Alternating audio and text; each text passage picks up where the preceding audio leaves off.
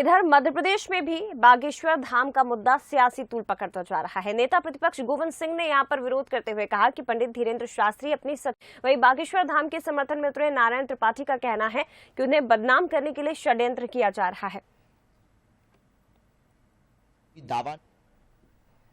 बागेश्वर धाम वाले बाबा जी के द्वारा जो धर्म परिवर्तित लोग थे उनको वापस धर्म परिवर्तन वाले लोगों को वापस लाने का काम किया है। हिंदुस्तान में यदि हिंदू नहीं बचेगा, हिंदू धर्म नहीं बचेंगे, हिंदू धर्म गुरु नहीं बचेंगे, हम हिंदू धर्म गुरुओं का अपमान करेंगे तो ये देश कैसे चलेगा।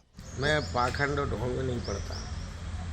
सनातन धर्म आस्था का बिंदु है। इस देश में 80 से 90% सनातन धर्म को मानने वाले लोग हैं। जब उनके ऊपर महाराष्ट्र में आरोप लगे तो बागेश्वर जी अपना बिस्तर बांध के रात में क्यों भागे।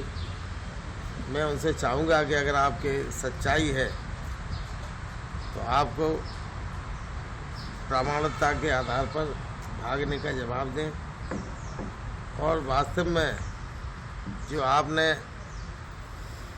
तांत्रिक ऐसी एक प्रथा के प्रचार कर रखा है उसको प्रमाणित करें।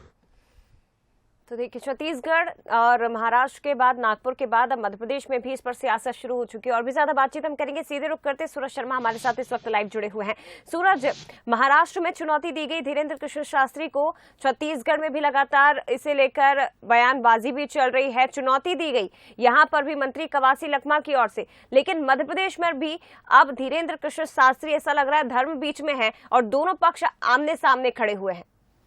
देखिए, बिल्कुल जिस तरीके से धीरेन्द्र शास्त्री की बात करें तो लगातार पिछले कई महीनों से ये सवाल खड़े कर रही है, खासतौर से कांग्रेस या जो उनके विरोधी है वो स्पष्ट तौर पर यही कह रहे हैं कि धीरेन्द्र शास्त्री तांत्रिक विद्या के जरिए लोगों की बातें समझते हैं, उनके बारे में समझते हैं और वही प्रदर्शन जनता के बीच करते हैं।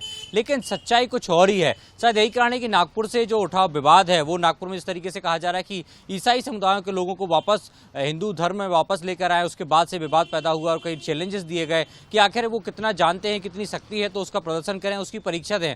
वो यही कारण है कि मध्य प्रदेश हो, छत्तीसगढ़ हो या महाराष्ट्र हो, 3 राज्यों में लगातार ये विवाद गहराया जा रहा है। यही कारण है कि खासतौर से बीजेपी की बात करें तो बीजेपी वो पक्षधर है कि किस तरीके से भारतीय संस्कृति की बात करें, सनातन परंपरा की बात करें तो किस तरीके से आस्था एक का विश्वास होता है, आस्था होती है लोगों के अंदर, और वो चाहते हैं किस तरीके से चाहे पूजन पाठ पद्धति हो या धर्म शास्त्रों को लेकर जो विद्वान है, चाहे पुजारी हो, पंडित हो, कथावाचक हो, उन पर लोगों का विश्वास होता है। लेकिन जिस तरीके से कांग्रेस सवाल खड़े कर रही है वो कहीं ना कहीं विश्वास और आस्था की हत्या करने जैसा काम है। शायद यही कारण है कि लगातार नेता प्रतिपक्ष की बात करें तो वो धीरेन्द्र शास्त्री पर सवाल उठा रहे हैं कि जिस तरीके से झूठ और पाखंड का व्यापार वो कर रहे हैं, ऐसे में यदि वो वाकई सच है, उनके अंदर शक्ति है तो वो प्रदर्शित करें, वो परीक्षा दें ताकि ये पता चल पाए कि हाँ ये वाकई उनके पास शक्तियां हैं, दैविक शक्तियां हैं, वो भगवान के भक्त हैं, ना कि किसी तांत्रिक विद्या के जरिए लोगों की समस्याओं को सुलझा रहे हैं। तो विवाद काफी लंबा गहरा है। और भारतीय परंपरा की बात करें तो हिंदुओं में खासतौर से भारतीय जो लोग हैं वो बड़ा विश्वास करते हैं खासतौर से साधु महात्माओं पे। देखिए सूरज, जाहिर तौर पर इस पर सियासत तो गरमाई रही है। कांग्रेस जहां लगातार विरोध कर रही है, बीजेपी की तरफ से इस पर पक्ष में बयान आ रहे हैं, लेकिन दूसरी तरफ एक वो तबका है, वो एक तरफ से वर्ग भी है जो बड़ी संख्या में धीरेन्द्र कृष्ण शास्त्री को मानता है, उन्हें फॉलो करता है और उनके चमत्कार पर भी विश्वास करता है। फिलहाल शुक्रिया आपका सूरज, तमाम बातचीत के लिए, तमाम जानकारी साझा करने के लिए। हालांकि धर्म युद्ध अब कहां जाकर रुकेगा, कहां ठहरेगा, ये जरूर देखने वाली बात होगी।